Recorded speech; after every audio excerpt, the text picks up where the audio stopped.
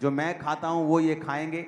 इनको शिक्षा दो, इनको शस्त्र, शास्त्र, भाषा, सब चीज़ों की शिक्षा देके इतने साल तक इनको पालो और उसके बाद मैं इन्हें ड्यूटीज दूंगा, इनको चेक करके। और बाइबल कहती है डैनियल भी उनके प्रति वहीं पे था। लिखा, परंतु डैनियल ने अपने मन में, 8 आयत में लिखा, ठान लिया कि वो राजा का भोजन खाकर और पीने का दाख मधु पीकर अपवित्र ना होए। इसलिए उसने खोजों के प्रधान से विनती की कि उसे अपवित्र ना होना पड़े। परमेश्वर ने खोजों के प्रधान के मन में डैनियल के प्रति कृपा और दया भर दी। खोजों के प्रधान ने डैनियल से कहा, मैं अपने स्वामी राजा से डरता हूं, क्योंकि तुम्हारा खाना पीना उसी ने ठहराया है। कहीं ऐसा ना हो कि वह तेरा मुंह तेरे संग के जवानों से उतरा हुआ और उदास देखे तुम्हारे, क्योंकि तुम मेरा सिर राजा के सामने जोखिम में मत डालो।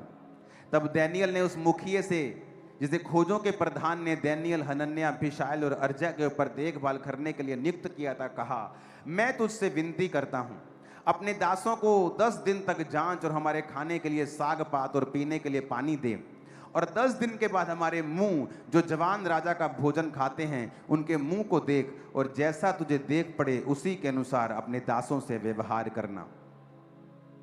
उसने उनकी विनती मानी और 10 दिन तक उन्हें वही खाना देता रहा जो उन्होंने कहा, और उनको जांचता रहा।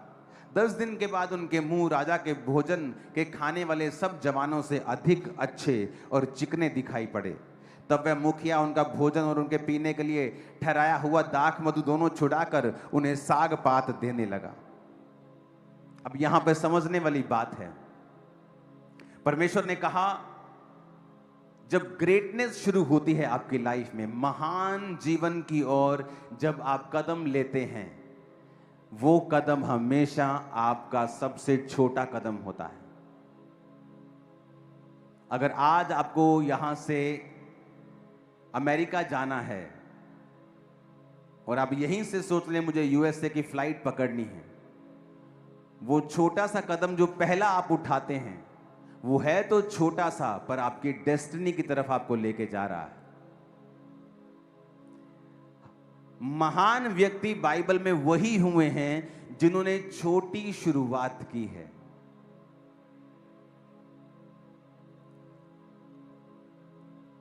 थोड़े दिनों के बाद जब राजा टेस्ट लेता है, तो डैनियल और उसके 3 साथी बाकी लोगों से बुद्धिमान दिखाई देते हैं, और वो उनके आकर समक्ष में सेवा करने लगते हैं। वो बड़े हो जाते हैं और राजा को एक दिन सपना आता है, और राजा सब पंडितों को बुला के बोलता है, मुझे सपना आया है, बताओ मेरे सपने में मैंने क्या देखा और उसका अर्थ क्या है। सब जादू टोना करने वाले पंडित शास्त्री सब बोले, राजा ऐसा कौन पूछता है, हमें सपना तो बता, हम बता देंगे तेरे सपने का अर्थ क्या है। उसने कहा, नहीं, सपना भी तुम बताओ और अर्थ भी तुम बताओ, नहीं बताओगे तो तुम मारे जाओगे। वो नहीं बता सके तो राजा ने झुंझलाहट में आज्ञा दे दी कि सब पंडितों का, सब पास्टर्स का, सब लोगों का नाश कर दो, एक ही दिन में मार दो सबको। जब डैनियल को यह बात मालूम हुई तो उसने अपने साथियों को बोला कि प्रार्थना करो, कल मैं राजा के सामने जा रहा हूं, कि परमेश्वर अपना भेद प्रकट करे। और रात को परमेश्वर ने दर्शन में डैनियल को बताया कि उसने कौन सा सपना देखा है और उसका अर्थ क्या है।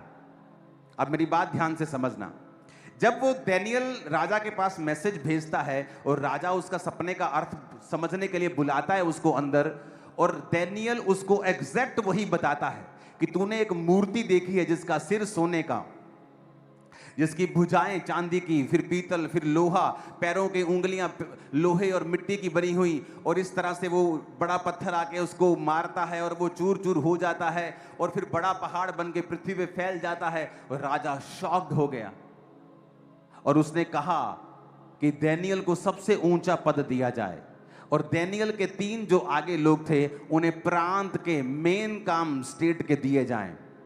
अब बात कहां पे शुरू होती है, यहां बचाव हुआ क्योंकि डैनियल उनके जैसा नहीं था। बचाव हुआ क्योंकि परमेश्वर ने डैनियल को दर्शन दिया, और परमेश्वर ने डैनियल को दर्शनों के द्वारा ये चीजें समझाई।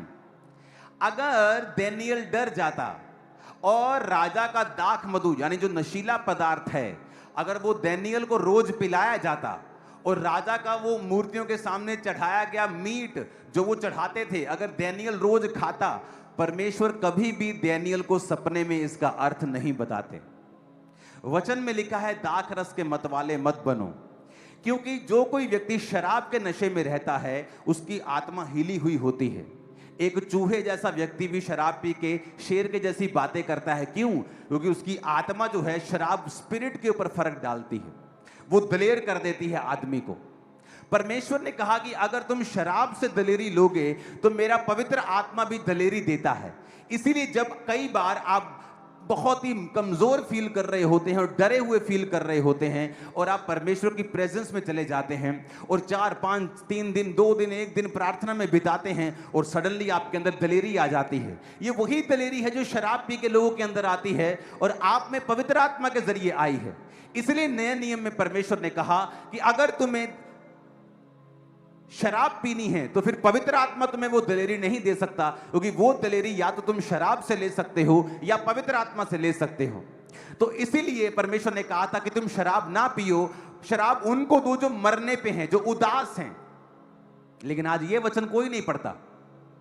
वो 5 ml जो किसी की बीमारी के लिए ठीक होने के लिए दवाई में डाल के दी, उस वचन को तोड़ मरोड़ कर वो शराब के पैग बना के पी सकते हैं, जबकि उन्हें यह नहीं पता है कि परमेश्वर शराब पीने की आज्ञा बाइबल में नहीं देता। उसको मालूम था, डैनियल को यह बात पता थी और उसने एक छोटा सा आज्ञा को माना।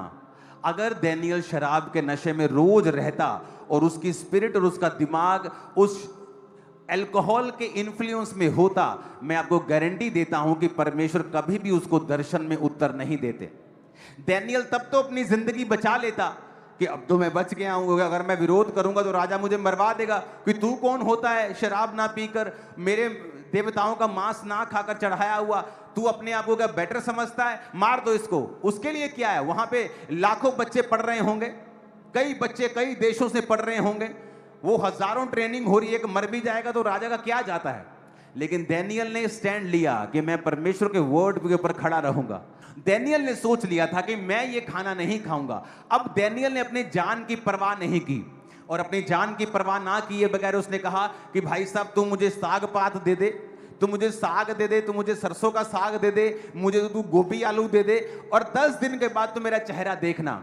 अगर मेरा चेहरा उतरा हुआ हो, थोड़ा कम लाल हो, थोड़ा कम शाइन करे, तो तू वही खाना मुझे देना शुरू करना।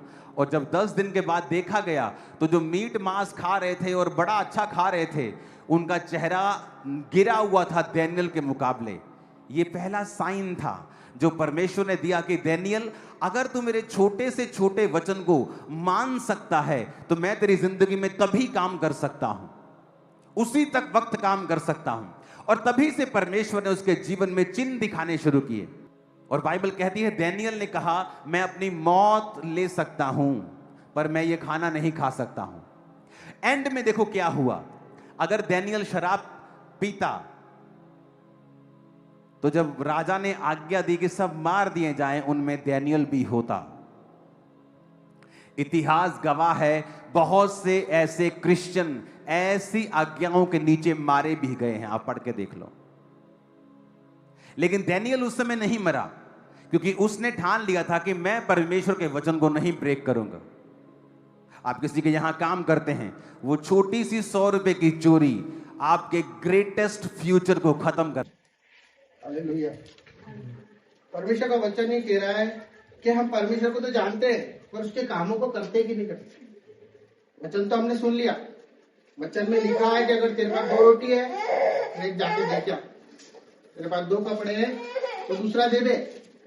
अगर तेरे पास जो भी है ना, तेरी कुवत नहीं है भाई, वो मैंने दे रखा है, सांस ही चल रही है ना, ये मेरी है, तेरी नहीं है। मैंने किसी पर्पज से तुझे भेजा है, इसलिए भेजा है। पड़ोसी भी वैसे ही करता है, जो मनुष्य जो मूर्ति पूजा करता है, हर एक वो चीज करता है, गंदे काम करता है, वो भी वही करता है, सेम है। हमें उसमें क्या अंतर होगा। जब उसने बोला है कि तुम मेरे वचन को सुन ले, तो पड़ोसी भी हम बिठा लेंगे ना, भी सुन लेगा, वो सुन लेगा आके बोले हाँ मैं भी जानता हूँ यीशु मसीह को, मैं प्रार्थना में जाता हूँ। प्रार्थना में जाने से और वचन पढ़ने से सब कुछ होता है, पर उसके साथ उसके कार्य भी करने पड़ते हैं। कोई गरीब है, कोई दुखियारी है, कोई परेशान है, किसी का कोई नहीं, किसी का पति चले गया, उसका कोई नहीं है, किसी का बाप किलस रहा, किसी का भाई तड़प रहा, वो हमारा ही भाई है। उसका एक उदाहरण है जो कि हम वचन से देखेंगे, लूका 10 उसका 35 वर्ष है।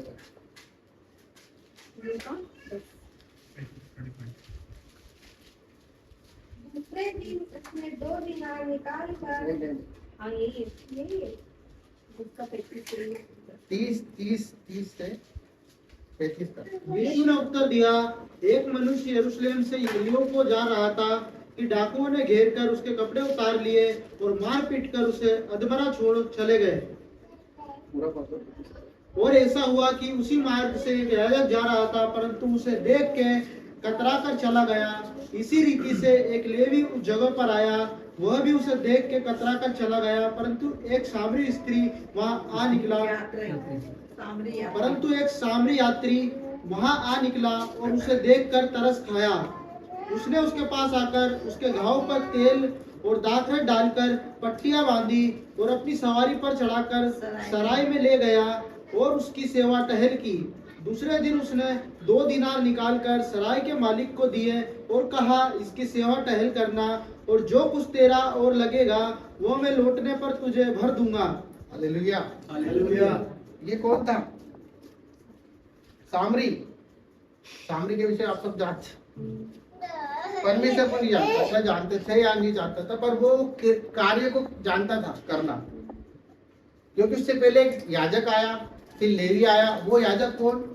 जो आराधनालय में प्रार्थना गृह में रहते हैं, याजक, प्रेस्ट, वो लोग छोड़ के चले गए। प्रार्थना करते थे इसके लिए, पढ़े रहने दो, खून बंद हो जाएगा, है ना, ठीक हो जाएगा अपने आप। नहीं, जो नहीं जानता था उसने उठाया, उसने उसको पहुंचा, उसको लेके गया, उसको अस्पताल में भर्ती कराया और ये भी बोला दूसरे दिन के जो पैसा लगे वो भी मैं दूंगा। फॉर एग्जाम्पल सिंपल दी कि अभी इन्होंने एक टेस्टिमनी दी थी कार्य करने की। मुझे मालूम मेरे बहन भाई सब इंटरनल करते हैं, पर ये बात मनन किए तो दीदी ने एक बेसहारा को सहारा दिया, समझ दी उसको, बोला कि नहीं तू उठ, तू कैंसर में नहीं है, मैं तेरे लिए प्रार्थना भी करूंगी, तेरे साथ चलूंगी भी सही। हालेलुया। तो वो उदाहरण है कि हम कार्य को भी करें। हम ऐसा ना बने कि भाई इसको भूख की जरूरत है और उसको हम प्रार्थना कर रहे हैं, इसको किसी और चीज की जरूरत है हम वो नहीं दे रहे और उसको उसके लिए प्रार्थना कर रहे हैं। कोई प्यासा है, हम बोल रहे हैं कि भाई हम प्रार्थना करनी है, पर उसके साथ साथ हमको उसके लिए समाधान भी निकालना है, क्योंकि परमेश्वर ने हमको बुद्धि दी है, समझ दी है। एक वचन और पढ़ लेते हैं लास्ट के अंत में, यिर्मयाह 23 उसका 16 वचन।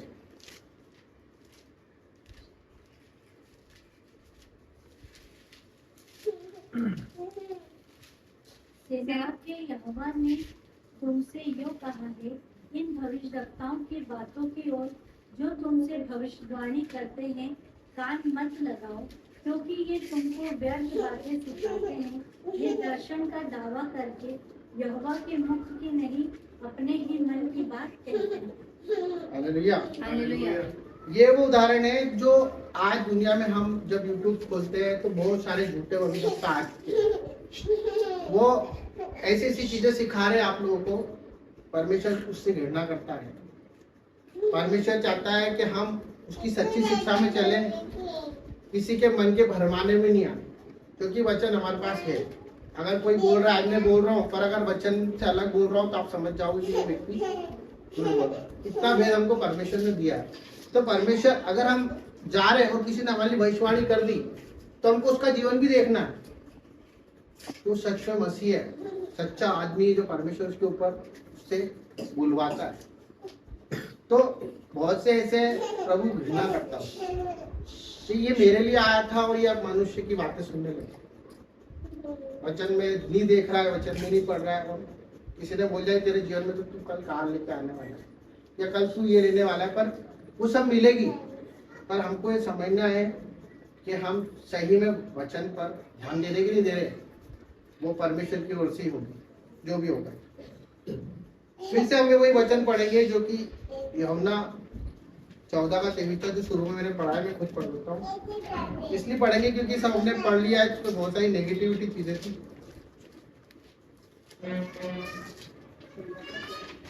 यीशु ने उनको उत्तर दिया, यदि कोई मुझसे प्रेम रखेगा तो वह मेरे वचनों को मानेगा और मेरा पिता उससे प्रेम रखेगा और हम उसके पास आएंगे और उसके साथ वास करेंगे। हालेलुया। ये वचन वो चाबी है जो हमारी हर एक तकलीफों को दूर कर सकता है, प्रेम। पर हमने हमेशा वचनों में पढ़ा है और हम सबका उदाहरण लेते हैं कि परमेश्वर ने कैसा प्रेम करा, परमेश्वर ने कैसा प्रेम करा। देखो परमेश्वर ने किसी चंगाई दी, आज हम ये भी देखें कि हम उससे कैसा प्रेम करते हैं, क्योंकि उसने कहा कि जो मुझसे प्रेम करता है। आज अगर मैं बाइबल न पढ़ूं, है ना, आज अगर प्रार्थना ना करूं, तो शायद उसके प्रेम को जान नहीं पाऊंगा, है ना। पर अगर किसी कहने में चलता रहूंगा तो परमेश्वर को नहीं जान पाऊंगा। तो मेरे को खुद को तैयार करना पड़ेगा कि उसको मैं कैसे प्रेम करूं।